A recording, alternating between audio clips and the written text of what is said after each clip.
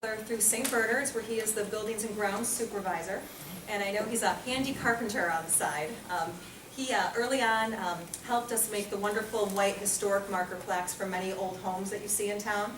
And then when we started discussing the need to rehabilitate our rapidly deteriorating miniature house, I thought maybe Tom might be interested in doing this. And he was, fortunately. He came to the board with a proposal. We agreed, we accepted it.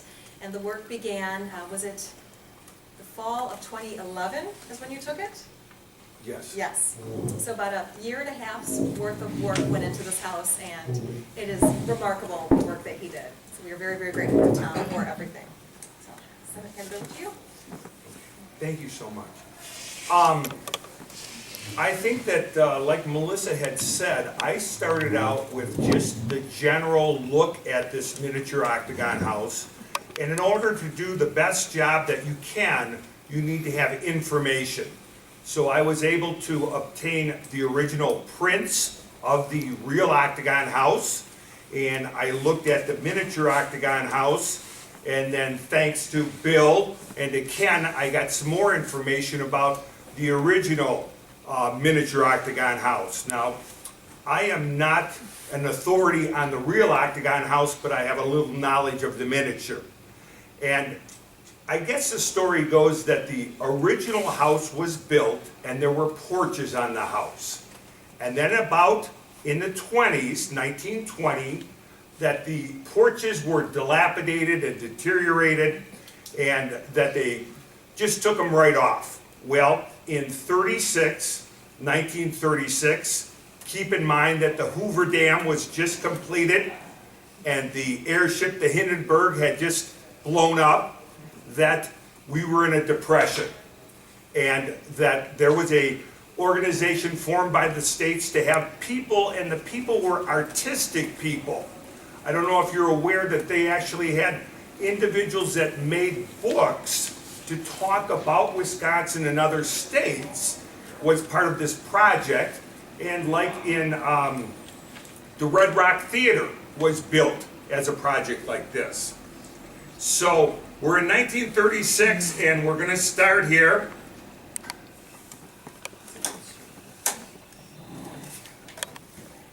Hopefully.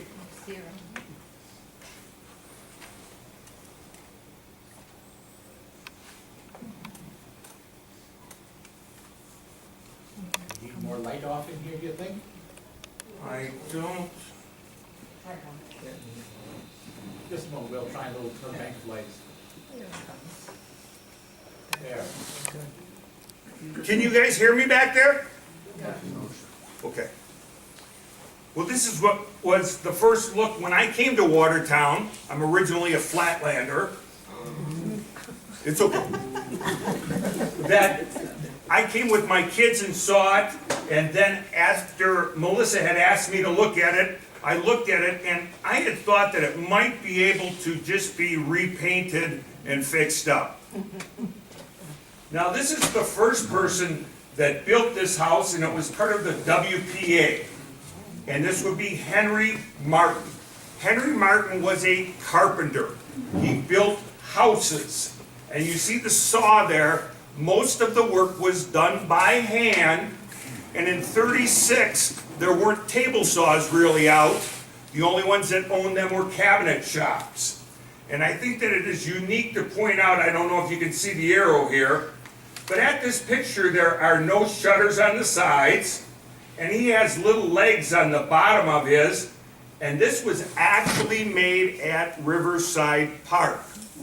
Now I think in conjunction with Henry working on this house, that there was bridge construction and there were walls being done at the same time as the WPA.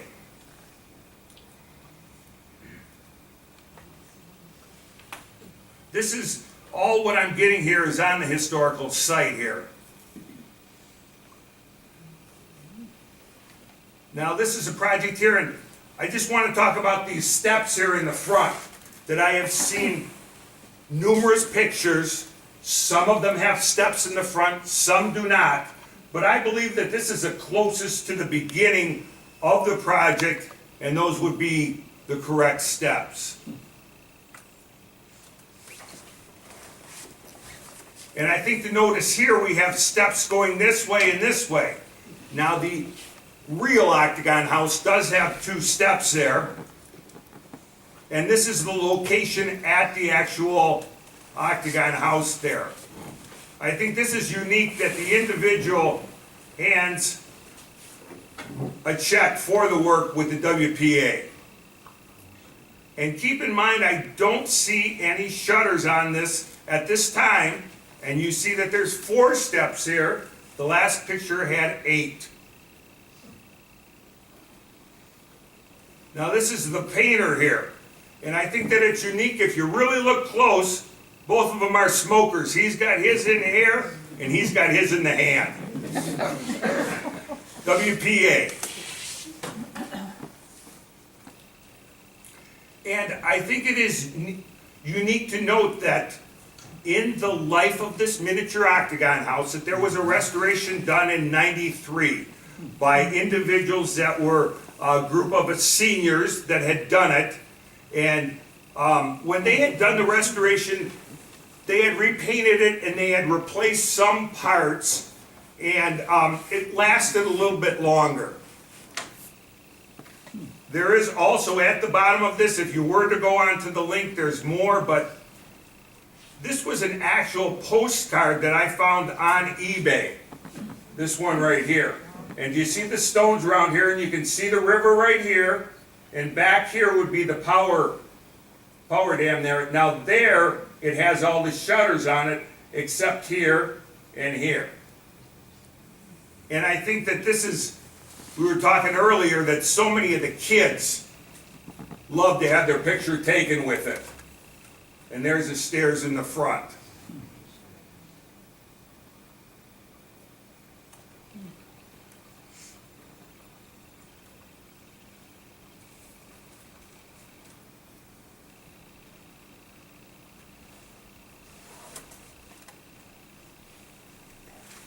Now, at this point in time, I think I had gone there and I had seen everything, and I wanted to gather information.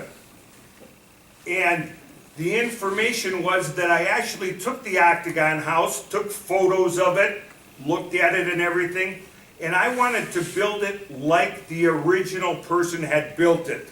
So the first step was that I had taken and took some of the wood that was the majority of the wood to an individual named Donna Christensen. Donna was the head of the Wood Forest Products in Madison, and Donna had told me that the wood that was used in the original Octagon house was all redwood. And she put it underneath a magnifying glass, and she said it's not just redwood, it is what is called heartwood, or the center, and that it was old growth. Now today, you cannot buy old growth redwood anywhere. The only way that you can get it is there are select people that can harvest from the whole rainforest in the Pacific Northwest that have a permit. And if I were to buy the old wood from him, I'd have to mortgage my house. So I actually went to Craigslist and I typed in old growth redwood. There I had a find, an individual down in Rockton, Illinois, and I met this individual. I went down there and I bought boards from him. And this individual, what he actually did was he restored Civil War houses. That's all he did. And the story goes that this redwood was actually sold to a junior college in Rockford, and it was in their laboratory, and the laboratory was closing. They took the redwood out, they stockpiled it, and he got in possession of it, and I bought it from him. Now, there's not a lot of redwood out there, and I think the unique thing is, I'm not going to try and teach you about wood or growth or anything, but most of this redwood had 32 rings of growth to an inch. A 2x4 that you buy today may have 2 rings in an inch. It's how the plants grow, and a redwood is a unique tree, and it is resistant to bugs and also to water. So this is, what we're gonna start here is that this would be the first look at it. And as you can see here, there's a lot of chip paint on top of here.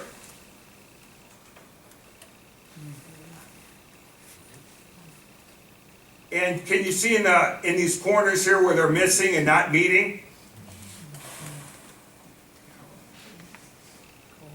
A little bit of decay there. And I think that it is unique that these windows, I'm going to call these dollhouse windows. They are proportionate, and I didn't mention too that the actual miniature Octagon house has a scale. Now, what kind of scale does it have? 1 inch is 1 foot.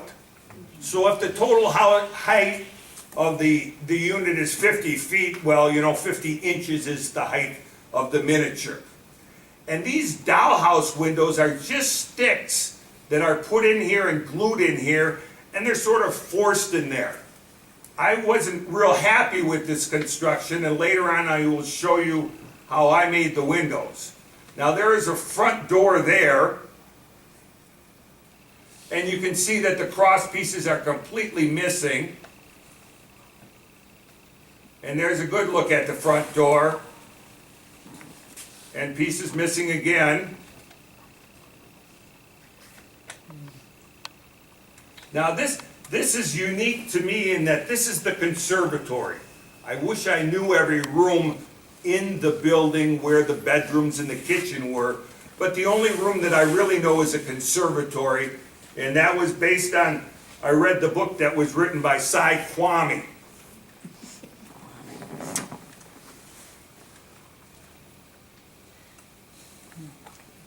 Right here you can see where water damage is starting to come in and the green mold. Now this is, I thought that it would be helpful to myself to have pictures of the real Octagon house. And keep in mind that I do not know if this was duplicated the same way that the original was, but I had thought so. And that basically we have a 2-window, and then we have a 1-window affair, and then we go 2 and 1 all the way around. And I think I had read somewhere that the taxes on houses were paid by the window. Therefore, Mr. Richards had these windows, open up, and they were called doors. That's the way to do it. Sure. Now here's a good picture of the front door here and how many steps are in the original one. When it came to this miniature Octagon house on this lower floor here, it's a little bit different than the real McCoy. And I was a little bit, what's going on here? I don't really see according to the drawing, to the blueprint. And I had gone over there one Sunday morning and I go, well, this is nothing like the model. But I actually followed the model as close as I could. That's the back door that when you're at the end, and fortunately if you've gone to the play you would get a cookie and come out the back door. And here's the observatory again, and here are the back stairs. Now do you see how these pillars played an important part in the real Octagon house? Now with the model, it wasn't necessary to have them. This is the slab that the miniature was on, and I slid it up onto the trailer, and it came apart in pieces.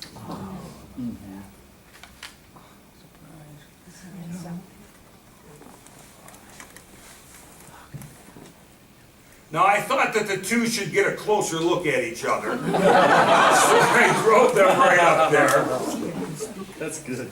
And I was trying to get, you'll see, I think I just couldn't get them in view, but here are the actual chimneys here on the Mini, and there's the real chimneys, and here's the railings. And I think that you see, both of them are to scale, but you see how close these railings are and how far apart they are here. Okay. Now this is that I had brought it home, and I just want to show you that the top is actually steel. That's a magnet hanging up there. Then I decided, well, in order to keep this the best way I could, I needed to number everything. And I numbered it as I took it apart. I put the parts in a garbage can. If I needed to re-look at them, I would have them. And we have 8 sides, because it's an Octagon house. And I give them each a number.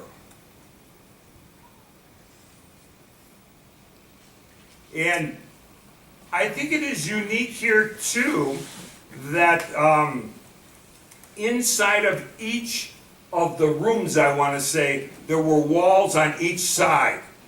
And there was a floor in there. And I duplicated that. This is the top part. And as you see, this has shutters on it. And this is actually leaded onto here. That was popular in the 30s, leading pieces together. And actually what I do here is I put a shim underneath there. I take the torch, heat it up, and the lead comes loose. And then when I am done, there's 2 screwdrivers and it pops right off. It's right there. That was really in nice shape, inside and out. But I had repaired anything that needed to be repaired. That's some of the dental work. This was just to show me that I have to paint that before I re-let it on there.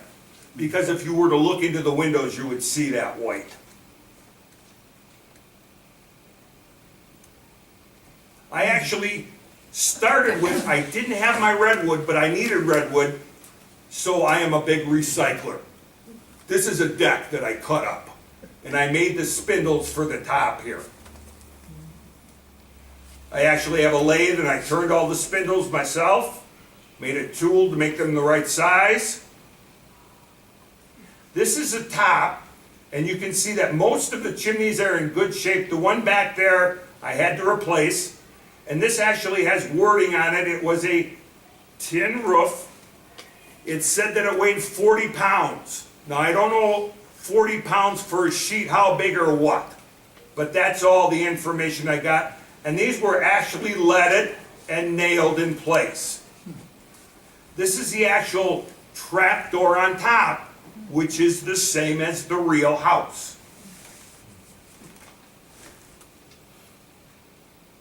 This is a saw setting up to make some cuts.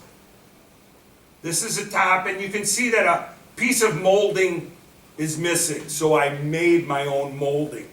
Now, the majority of the actual unit is all redwood, but when it comes time for molding, redwood is a little bit too light a wood, and it dents easy, so I made it all out of old growth pine. And most of the old growth was probably 1870 wood. And it would have 40 growth rings to an inch.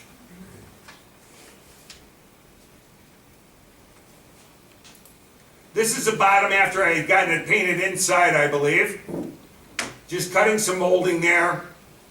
You see the actual spindles would go in, and then I would glue everything back together. And those are the redwood spindles there. And I actually tried everywhere either to use plated material or stainless steel. I didn't want to have those rust spots appear. Just cutting a piece on a table saw. These are the posts, and I was just cutting the post on top there. This is the actual place where I had purchased the redwood boards, and they were all had nail holes in them, but the nail holes were very small and very far apart. He had 1,000 linear board foot. I bought 150. And I was able, it was really nice, I was able to hand pick my own pieces and select them. And then here I am cutting some molding at home. And I think another unique thing is, thanks to David there at David's Glass, that he had told me that prior to 1900, or the turn of the century, glass was discolored or a little bit wavy. After that, from the 1900s to about the 30s, glass was green in color. After the 30s, say the 40s or after the war, that glass became blue or clear. All of the glass in this house was green, and I had bought green glass to restore it. Did you cut the glass yourself then too?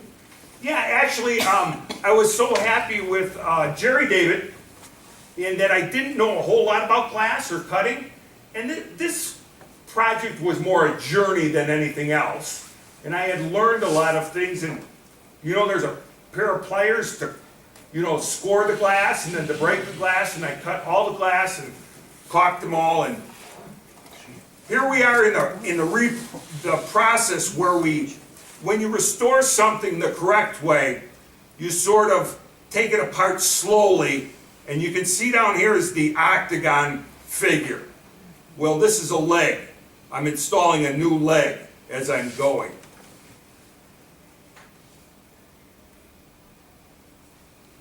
Now, this was unique. I found all sorts of interesting things. I found a miniature pipe, I found a little gun, I found a couple brochures, and I found these cheese crates, I want to call them, all over the place. Well, we removed all the cheese crates, and this actually is a center section. Sort of like in the real Octagon house, there is a center stairway. And these are only the nuts and bolts that are in there. There's the cheese again. And then once again, you can see that I'm slowly redoing the bottom there.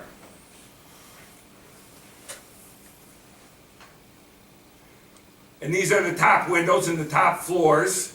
And you can sort of see the damage that was in there. This was the highlight, paint.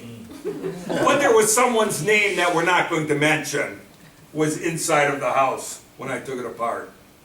See, I actually made new floors in each one and then painted them and primed them. Something was living in there at one time. Gee. Wow.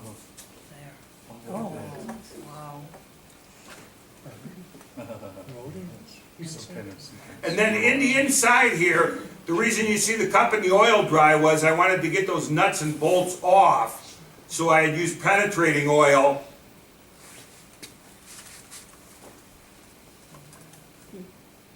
And here I am with new boards on the 8 and new sides. And these actually have, when you come to a house, you have 90 degrees at each corner. An Octagon house has 45. In order to get 45, 22 and a half.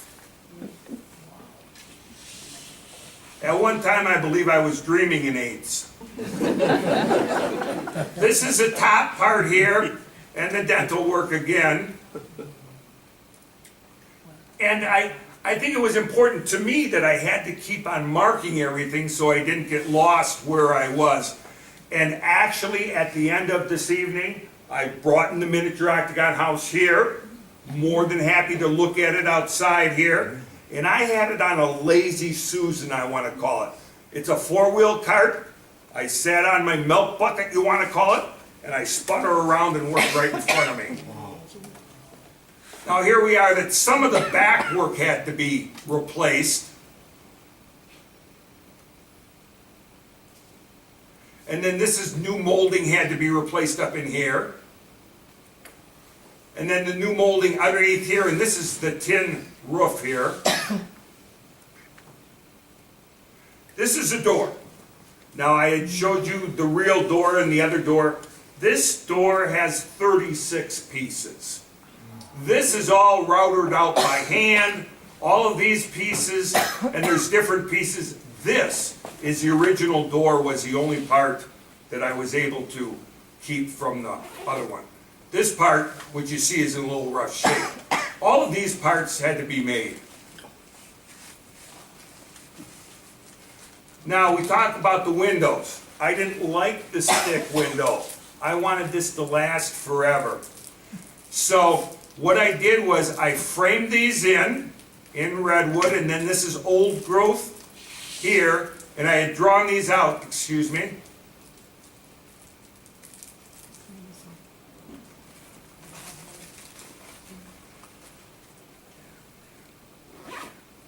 And then I had to mill these all out, and I have a little tiny cutter, so it would make a little tiny radius, and then I would file them.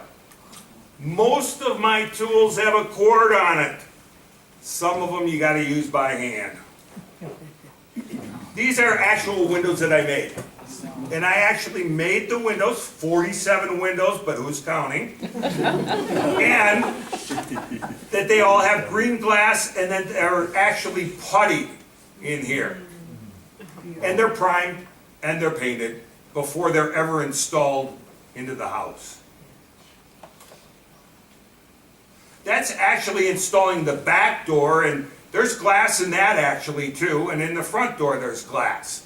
And I would take a panel, and that would be the panel, and keep in mind that we have 4 floors there, and we would do whatever needed to be done at that panel. This panel just has this small window, but you see that the sides are all redone and painted and finished. These are the actual decks that go on the outside. What I actually did was I took and I covered each one of these with redwood, all fitted, as close as I could. And then I would take them out and put windows in there, and you see that it's all painted on the inside. Now here's a conservatory right here. The only reason I mention this, a lot of work. You really don't see the work. All of this molding has got 6 different curves to it, and I made it all, and you can barely see it. But there the windows are in place, and keep in mind you have to paint some things before you install them.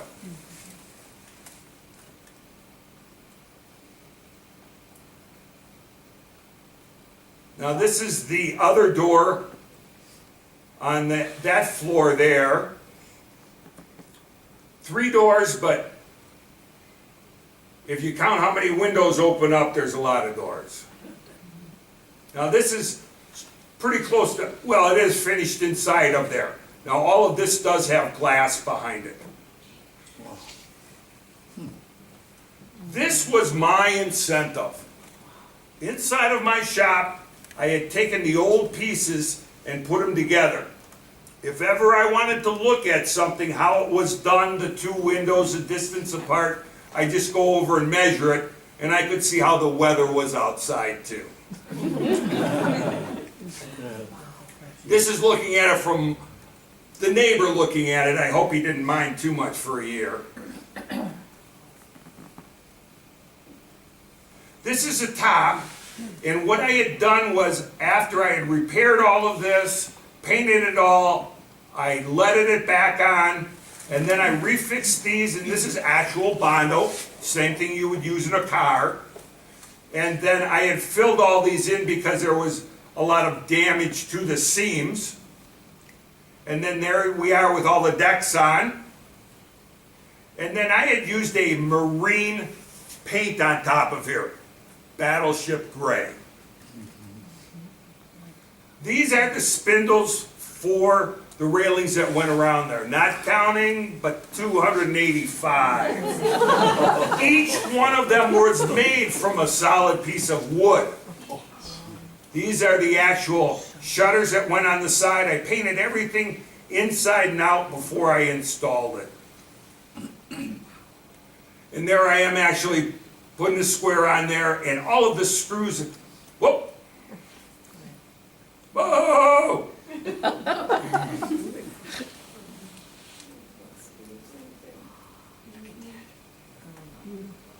Okay. This is actually, I made some of the shutters because some of them were in bad shape.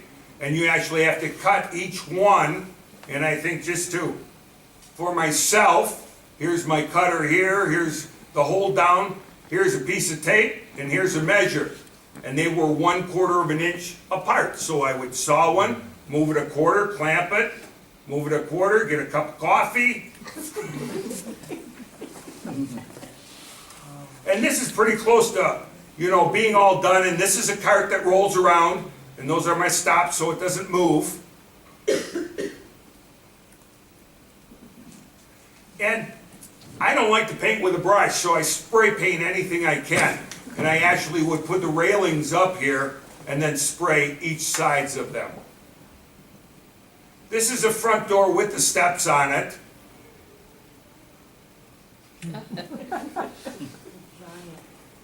And I think that's the completion, but what I actually did was I took pictures of each of the 8 sides.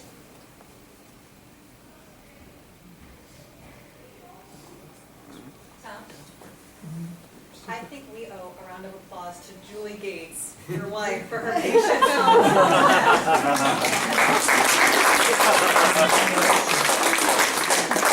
I think the unique thing of it is here, there were little boards placed on top of here, the original one, and I had replaced those all back in there, and I actually took each one of these boards and drilled a little hole in there so the post would sit in there.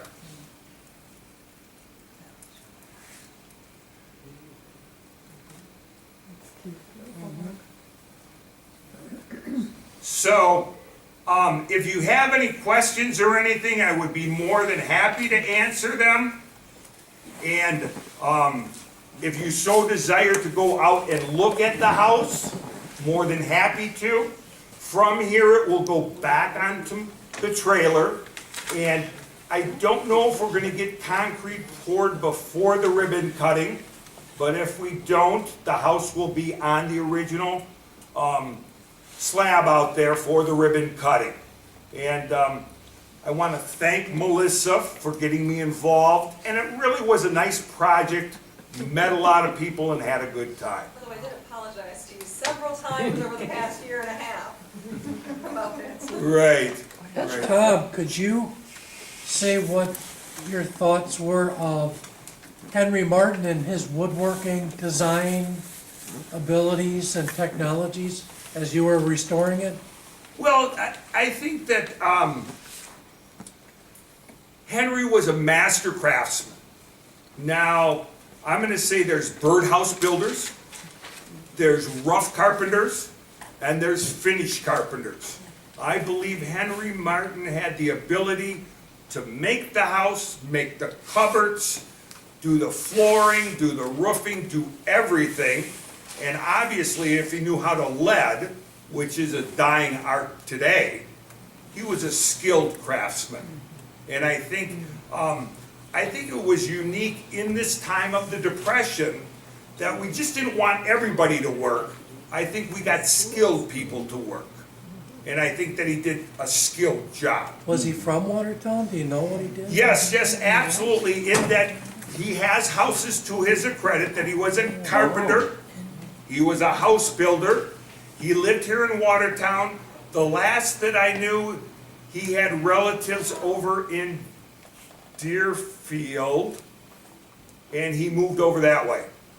That's the last, because I actually looked up his name and saw in the old records that he had lived here in town, and that he was a carpenter was his trade.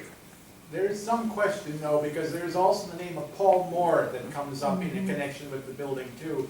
And there have been descendants of the Moores from around this area that occasionally come up to the Octagon house and talk about how their ancestor built the home.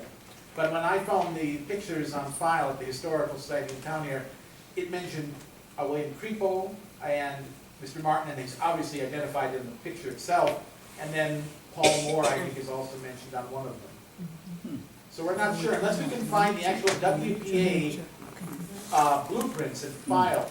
And we do have the number on that one postcard.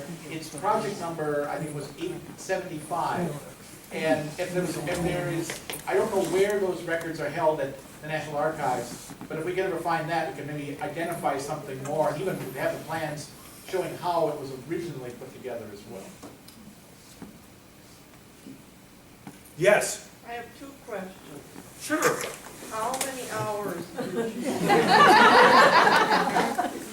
Well, In my shop, I have a radio, I don't have a bed, and I had to leave to go to the restroom, but I would say over 1,000 hours.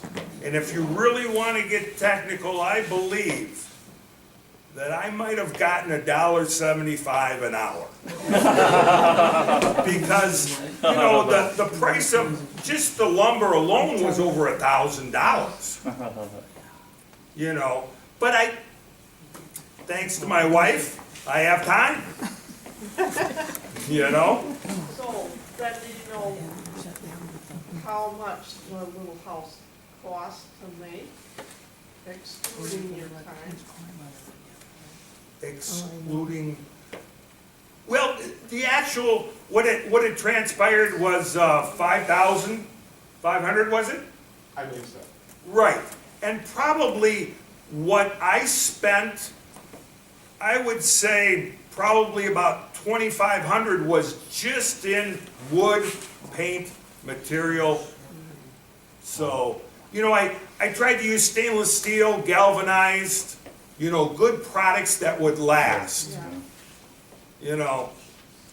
And I would like to call everybody's attention to the fact that the money for this came from donations, kind and generous donations from you, our members. And so everything was paid for by donations, and we're very grateful for that. Any other questions? Mr. Raisler? I have actually two observations for Tom. In the early photographs, you showed the carpenter and some of that work out at Riverside Park. Down along the riverbank, along the walkway, how should I say, opposite Chamberlain, off in that corner, there's some city buildings.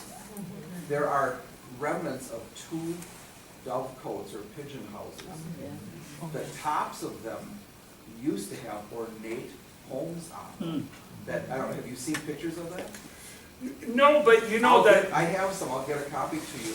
I have a hunch that those men made the tops of those birdhouses Oh, gee. also. The houses are gone now, but they were very ornate and they were styled to match homes of that time period. Oh, the 30s. And the other observation, a couple of times you talked about all the effort you put into making that sunroom or solarium. the observatory, they called it in the book. Right, in the family journals at the Octagon House and old notes, that is one of the most popular corners to the Richards family. They were often in that part of the house, had many photographs taken. People commented when they came to visit, that's where they found Eliza and Hannah very often. And it was a warm area, sunny and warm, and they could do their needlework, could read. But it's interesting that you would find yourself putting all that attention into that little corner of the house, and that's where they spent a lot of their daytime hours. What side of the building is that? To the south? It's, Yeah, to the south of that. The green side, the south side, yes. Yeah, so out you of- get the Out sun. of one of the sets of windows in those angled walls, you look to the west, and that street was named Sunset. Oh, I know where that is. Yeah. And that's where, when they looked out in the afternoon, they would see the sunset out that window.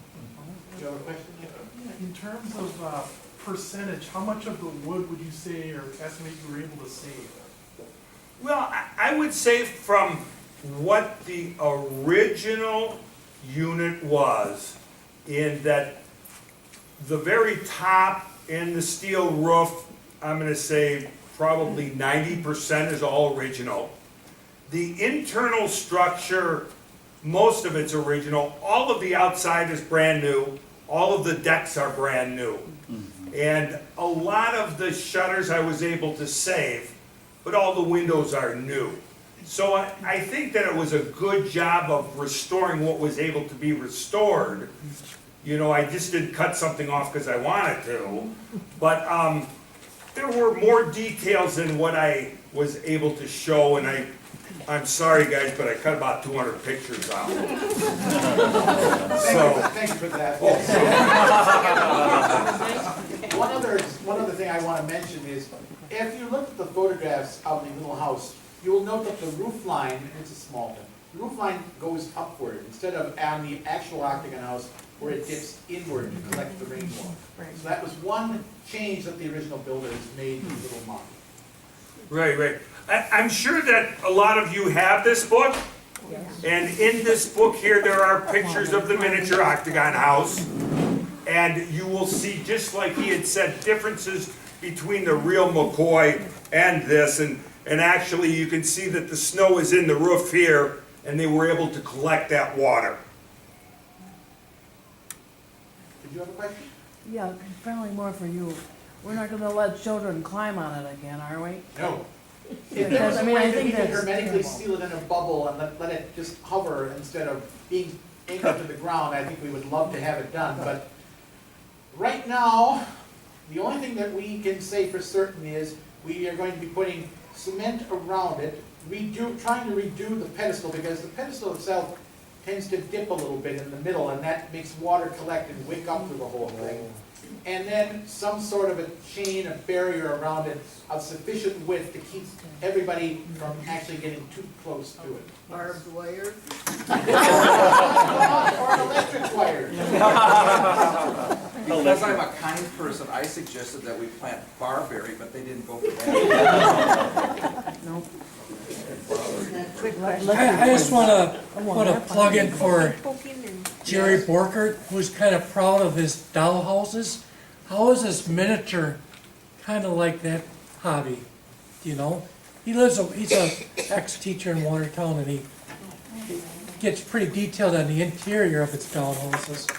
Well, this, first of all, the larger the scale, the modelness is different.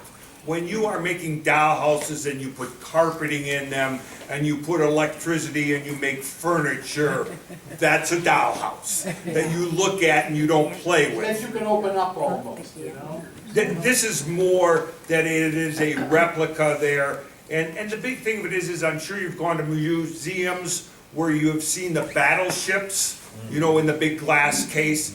And you can't have all of the detail in something 1/12 scale, you know.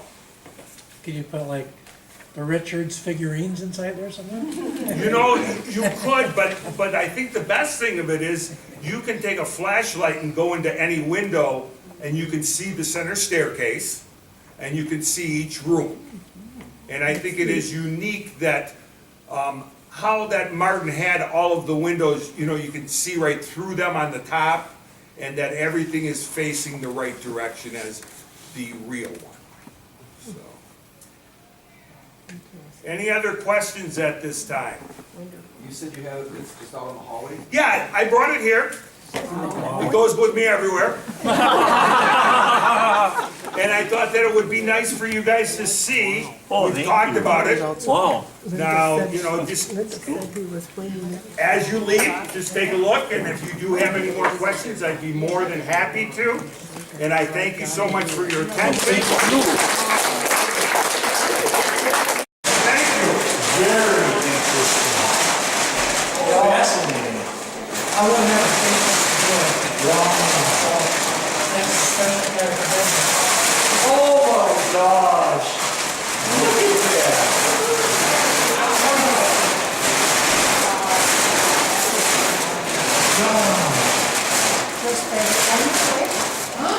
People are really gonna, She's sitting over, she people are was gonna love it, you know? I have to congratulate you. It's marvelous. I just want you to know so that I was so really on what's up in the row house. And the windows when we had storm. Really did. Wonderful summer. Wow. But that, Well, thank you. they have Thank you. wonderful job. Thank you. They sure got the right person to do this. Yes. It is. How much does it weigh?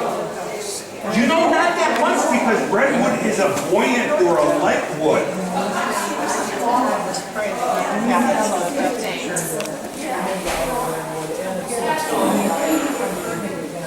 Right.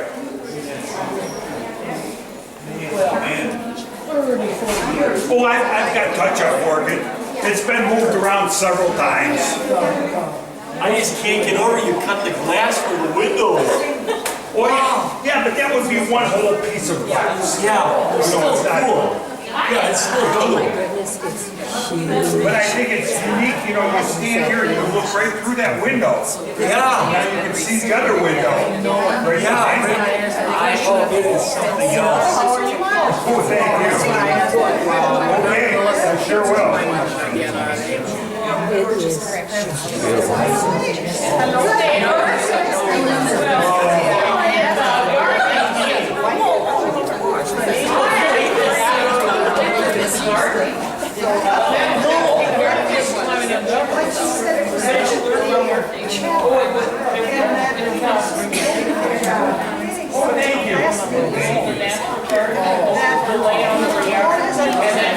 Listen, you know, you want to have it all now today.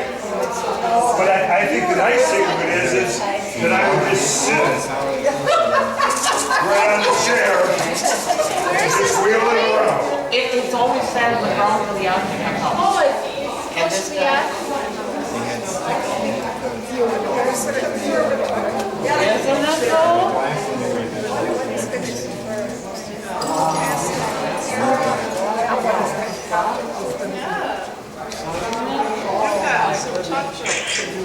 Oh, boy. Everybody likes a critic.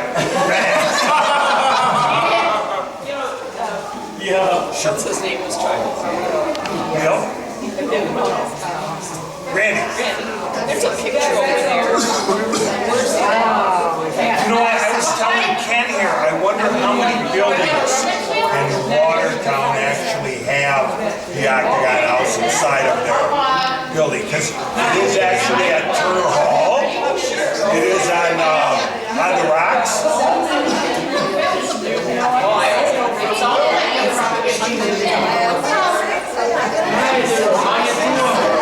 But they see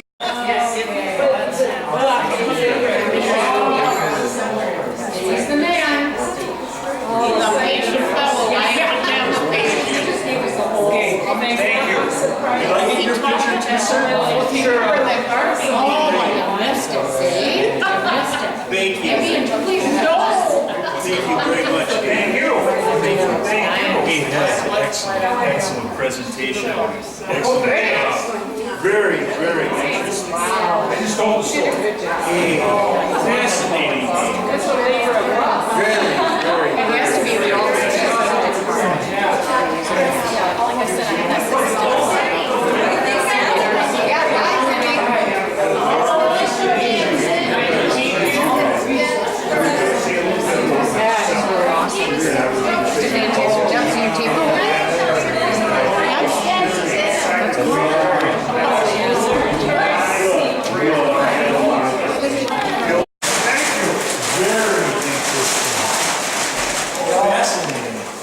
I wouldn't have to think of doing That's a special kind of convention. Oh my gosh.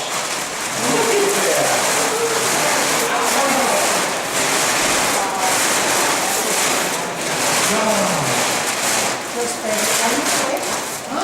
People are really gonna, people are gonna love it, you know? I have to congratulate you. It's marvelous. I just want you to know so that I was the railings on what's up in the row house and the windows when we had storm. Really did. Wonderful summer. Wow. Well, thank you. Thank you. Thank you. Wonderful job. Thank you. They sure got the right person to do this. Yes, it is. How much does it weigh? You know, not that much because redwood is a buoyant or a light wood.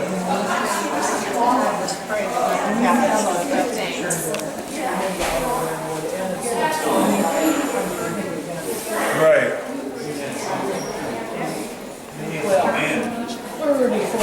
Oh, I've got touch-up working. It's been moved around several times. I just can't get over you cut the glass for the windows. Oh, yeah, but that would be one whole piece of glass. Yeah, it's still it's not- cool. Yeah, it's still cool. But I think it's unique, you know, you stand here and you look right through that window. Yeah. Now you can see the other window. Right behind it. I hope it is something else. Oh, thank you. Okay, I sure will.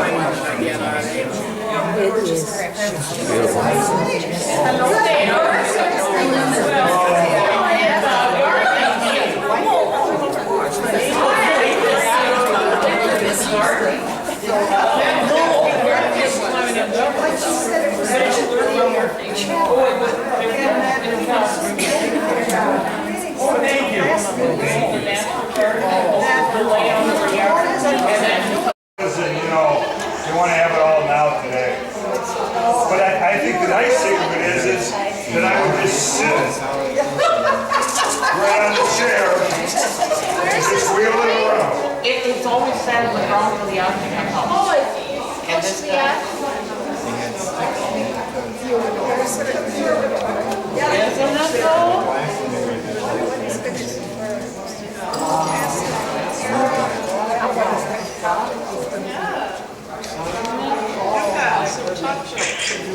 Oh, boy. Everybody likes a credit. Yeah. What's his name was trying. Yep. Randy. There's a picture over there. You know, I was telling Ken here, I wonder how many buildings in Watertown actually have the Octagon house inside of their building. Because it is actually at Turner Hall. It is on the rocks.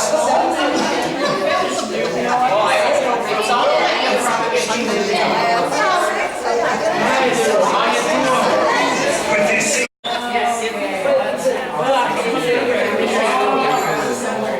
He's the man.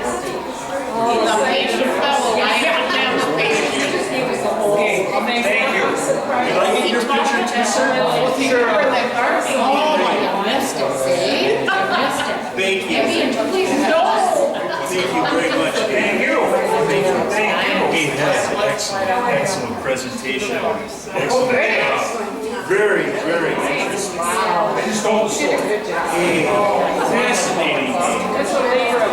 Very, very.